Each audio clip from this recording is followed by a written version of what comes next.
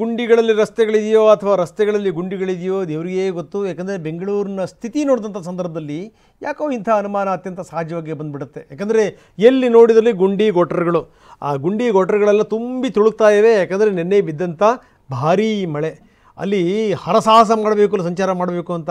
ಯಾಕಂದರೆ ಯಾವ ಗುಂಡಿಯ ಗಾತ್ರ ಎಷ್ಟಿದೆ ಅಂತ ನಿಮಗೆ ಗೊತ್ತಾಗಲ್ಲ, ಯಾವ ಗುಂಡಿಯ ಆಳ ಎಷ್ಟರ ಮಟ್ಟಿಗಿದೆ ಅಂತ ನಿಮಗೆ ಗೊತ್ತಾಗಲ್ಲ. ಏನಾದರೂ ಹೋದರೂ ದೇವರೇ ನಿಮ್ಮನ್ನು ಕಾಪಾಡಬೇಕು ಅಂತ ಸ್ಥಿತಿ.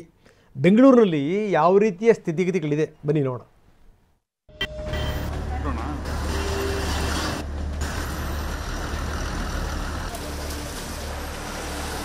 ಬ್ರ್ಯಾಂಡ್ ಬೆಂಗಳೂರಿನ ಸ್ಥಿತಿ ಹೇಗಿದೆ ಅನ್ನೋದು ಅನಾವರಣ ಆಗ್ತಾ ಇದೆ.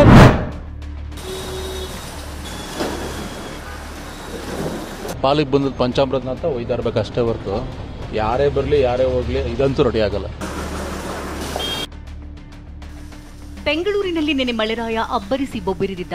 ರಸ್ತೆಗಳು ನದಿಯಂತಾಗಿತ್ತು, ವಾಹನಗಳೆಲ್ಲ ರಸ್ತೆಯಲ್ಲಿ ಕೆಟ್ಟು ನಿಂತಿದ್ವು, ಅಂಡರ್ಪಾಸ್ಗಳಲ್ಲಿ ಮಣ್ಣಿಯುದ್ಧ ನೀರು ನಿಂತಿತ್ತು, ಕಿಲೋಮೀಟರ್ವರೆಗೂ ಟ್ರಾಫಿಕ್ ಜಾಮ್ ಉಂಟಾಗಿತ್ತು, ಮರಗಳು ಉರುಳಿದ್ವು. ಮಳೆಯಿಂದ ಇಷ್ಟೆಲ್ಲ ಅವಾಂತರದ ಮಧ್ಯೆ ಇದೀಗ ಮತ್ತೊಂದು ಕಾಟ ಶುರುವಾಗಿದೆ. ಅದುವೇ ಸಾವಿಗಾಗಿ ಯಮಗುಂಡಿಗಳು ಬಾಯಿ ತೆರೆದು ನಿಂತಿವೆ. ಯಮಗುಂಡಿ ವಾಹನ ಸವಾರರ ಬಲಿಗಾಗಿ ಕಾಯ್ತಿವೆ. ರಸ್ತೆಯಲ್ಲಿ ಗುಂಡಿಗಳದ್ದೇ ದರ್ಬಾರ್, ಗುಂಡಿಗಳದ್ದೇ ಗಂಡಾಂತರ.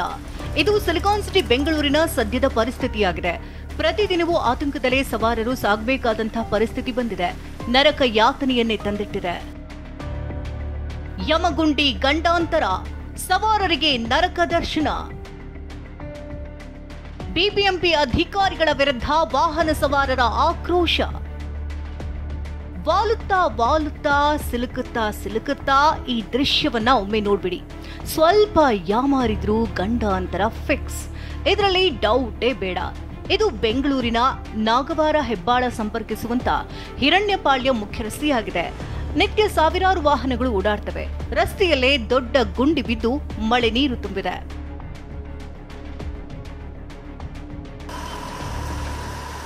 ಬೆಂಗಳೂರಿನ ರಸ್ತೆ ತುಂಬಾ ದೊಡ್ಡ ಪ್ರಮಾಣದಲ್ಲಿ ಗುಂಡಿಗಳಿರೋದ್ರಿಂದ ಆ ಒಂದು ಗುಂಡಿಗಳಲ್ಲಿ ನೀರು ತುಂಬಿಕೊಂಡ್ರೆ ವಾಹನ ಸವಾರನಿದ್ದಾರೆ ನಿಜಕ್ಕೂ ಕೂಡ ನರಕ ಯಾತನೆಯನ್ನ ಅನುಭವಿಸಬೇಕಾಗುತ್ತೆ.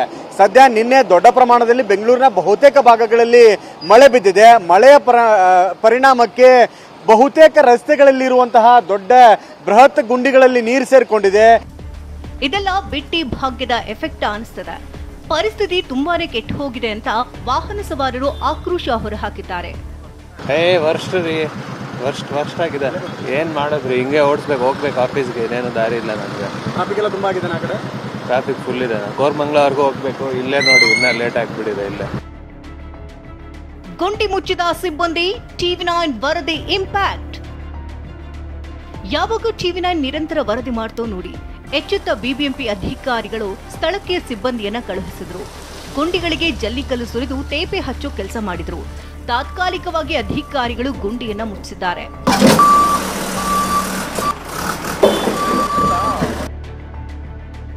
ಬೆಂಗಳೂರು ಹೃದಯ ಭಾಗ ಮೆಜೆಸ್ಟಿಕ್ನಲ್ಲೂ ಗುಂಡಿ ಗಂಡಾಂತರ.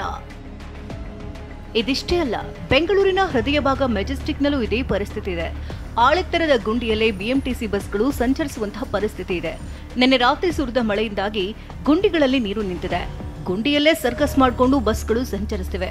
ಎಷ್ಟೇ ಬಾರಿ ಟಾರ್ ಹಾಕಿದ್ರೂ ಅದೇ ರಾಗ, ಅದೇ ಹಾಡಾಗಿದೆ.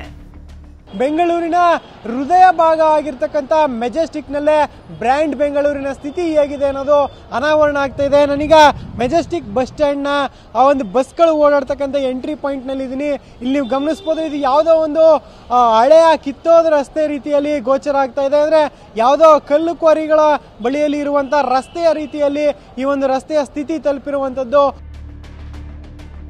ನಾಯಂಡಹಳ್ಳಿ ಜಂಕ್ಷನ್ನಲ್ಲಿ ಬಾಯಿ ತೆರೆದ ಗುಂಡಿಗಳು. ಇನ್ನು ಬೆಂಗಳೂರಿನ ನಾಯಂಡಹಳ್ಳಿ ಜಂಕ್ಷನ್ನಲ್ಲೂ ಸಾವಿನ ಗುಂಡಿಗಳು ಬಾಯಿ ತೆರೆದು ನಿಂತಿದೆ. ಮಾಗಡಿ ರಸ್ತೆ, ನಾಗರಬಾವಿ, ಬೆಂಗಳೂರು ವಿವಿಗೆ ಸಂಪರ್ಕಿಸುವ ರಸ್ತೆಯಲ್ಲಿ ಬರೀ ಗುಂಡಿಗಳದ್ದೇ ದರ್ಬಾರ್ ಆಗಿದೆ. ಪ್ರತಿ ಬಾರಿ ಮಳೆ ಬಂದಾಗಲೂ ಇದೇ ಸಮಸ್ಯೆ ಆಗ್ತಿದೆ. ಗುಂಡಿಯಲ್ಲಿ ಬಿದ್ದು ಯಾರಾದ್ರೂ ಜೀವ ಹೋದ್ರೆ ಯಾರು ಹೊಣೆ ಅಂತ ಬಿಬಿಎಂಪಿ ಅಧಿಕಾರಿಗಳ ವಿರುದ್ಧ ವಾಹನ ಸವಾರರು ಆಕ್ರೋಶ ಹೊರಹಾಕಿದ್ರು. ಸಮಸ್ಯೆ ಅಂದ್ರೆ ಯಾರು ಬಿದ್ದು ಸಾಯ್ತಾರ ಅನ್ನೋ ಗೊತ್ತಿಲ್ಲ. ಇಲ್ಲಿ ದಿನಕ್ಕೊಂದ್ಸರಿ ಯಾರು ಬಿದ್ದೇ ಬೀಳ್ತಾರೆ. ಇದು ಶಾಶ್ವತ ಪರಿಹಾರ ಮಾಡಲ್ಲ. ಗುಂಡಿಗಳನ್ನ ಕರೆಕ್ಟಾಗಿ ಮುಚ್ಚಲ್ಲ. ಬರ್ತಾರೆ, ತ್ಯಾಪೆ ಕೆಲಸ ಮಾಡ್ತಾರೆ, ಹೋಗ್ತಾ ಇರ್ತಾರೆ. 2 ದಿವಸ ಕಿತ್ತೋಗ್ಬಿಡುತ್ತೆ ರೋಡು. ಡೈಲಿ ಓಡಾಡಕ್ಕೆ ಭಾಳ ಹಿಂಸೆ ಇದೆ ಇಲ್ಲಿ. ತುಂಬ ಸಿಕ್ಕಾಪಟ್ಟೆ ಬೇಜಾರಾಗುತ್ತೆ ಇಲ್ಲಿ ತಿರುಗಾಡೋಕ್ಕೆ ಜನಕ್ಕೆಲ್ಲ. ಮತ್ತು ಬೆಳಗ್ಗೆ ಆಯಿತು ಅಂದರೆ ಇಲ್ಲಿ ನೀರು ಬಿಡ್ತಾರೆ, ಕಲ್ಯಾಣಿ ಮೋಟರ್ಸ್ ನೀರು ಬರ್ತದೆ, ಇಲ್ಲಿ ಮೋರಿಲ್ಲಿ ವ್ಯವಸ್ಥೆ ಇಲ್ಲ. ಇದು ನಾವು ಯಾರಿಗೆ ಹೇಳಿದ್ರು ಯಾರಿಗೂ ಅರ್ಥ ಆಗಲ್ಲ. ನಮಗೆ ನಾವು ಅನುಭವಿಸ್ಕೊಂಡು ಸಹಿಸ್ಕೊಂಡು ಪಾಲಿಗೆ ಬಂದದ್ದು ಪಂಚಾಮೃತನ ಅಂತ ಒಯ್ತಾ ಇರ್ಬೇಕು ಅಷ್ಟೇ ಹೊರತು ಯಾರೇ ಬರಲಿ ಯಾರೇ ಹೋಗಲಿ ಇದಂತೂ ರೆಡಿ ಆಗಲ್ಲ. ಇನ್ನು ನಿನ್ನೆ ರಾತ್ರಿ ಸುರಿದ ಮಳೆಯಿಂದಾಗಿ ನಾನಾ ಕಡೆ ನಾನಾ ಅವಾಂತರವೇ ಆಗೋಗಿದೆ. ಹೆಬ್ಬಾಳ ರೈಲ್ವೆ ನಿಲ್ದಾಣದ ಮುಂಭಾಗ ತಗ್ಗು ಪ್ರದೇಶಗಳಿಗೆ ನೀರು ನುಗ್ಗಿ ಜನರು ಪರದಾಡುವಂತಾಗಿದೆ. ರೈಲ್ವೆ ಕಾಮಗಾರಿ ಮಾಡ್ತಾ ಇದ್ದಂತ ಕಾರ್ಮಿಕರ ಶೆಡ್ಗೂ ನೀರು ನುಗ್ಗಿದೆ. ಹೆಬ್ಬಾಳ ರೈಲ್ವೆ ಸ್ಟೇಷನ್ ಮುಂಭಾಗದಲ್ಲಿ ನೀರು ಸೇರಿಕೊಂಡಿರುವಂಥದ್ದು. ಯಾಕಂದರೆ ಈ ಭಾಗದಲ್ಲಿ ತಗ್ಗು ಪ್ರದೇಶ ಆಗಿರುವುದರಿಂದ ಭೂಪ್ಸಂದ್ರ ಭಾಗಗಳಿಂದ ಬಂದಂತಹ ನೀರು ಸಾಕಷ್ಟು ಪ್ರಮಾಣದಲ್ಲಿ ಈ ಒಂದು ಪ್ರದೇಶಕ್ಕೆ ನುಗ್ಗಿದೆ. ಹೀಗಾಗಿ ಸಾಕಷ್ಟು ಪ್ರಮಾಣದಲ್ಲಿ ಈ ಒಂದು ಪ್ರದೇಶದಲ್ಲಿ ನೀರು ಸೇರಿಕೊಂಡಿದೆ. ಸದ್ಯಕ್ಕೆ ಹೆಬ್ಬಾಳ ರೈಲ್ವೆ ಸ್ಟೇಷನ್ ಏನಿದೆ, ಹೆಬ್ಬಾಳ ರೈಲ್ವೆ ಸ್ಟೇಷನ್ ಮುಂಭಾಗದಲ್ಲಿ ಏನು ಕೆಲವೊಂದಿಷ್ಟು ಕಾಮಗಾರಿಗಳನ್ನು ಮಾಡಿಕೊಳ್ಳೋದಕ್ಕೆ ಈ ರೈಲ್ವೆ ಪ್ಲಾಟ್ಫಾರ್ಮ್ಗಳಿಗೆ ಸಂಬಂಧಪಟ್ಟಂಥ ಕೆಲವೊಂದಿಷ್ಟು ಕಾಮಗಾರಿಗಳನ್ನು ಮಾಡ್ಕೊಳ್ತಾರೆ. ಅವರು ಸೆಡ್ಡನ್ನು ಕೂಡ ನಿರ್ಮಿಸಿಕೊಂಡಿದ್ರು. ಆ ಸೆಡ್ಡು ಕೂಡ ಸಂಪೂರ್ಣವಾಗಿ ಅಂದರೆ 2 ಅಡಿಯಷ್ಟು ನೀರು ಬಂದು ಸೇರಿಕೊಂಡಿರೋದ್ರಿಂದ ಸದ್ಯಕ್ಕೆ ಅವರಿಗೂ ಕೂಡ ಈಗ ಕಾಮಗಾರಿಗಳನ್ನು ಮಾಡೋದಕ್ಕೆ ಆಗ್ತಾ ಇಲ್ಲ.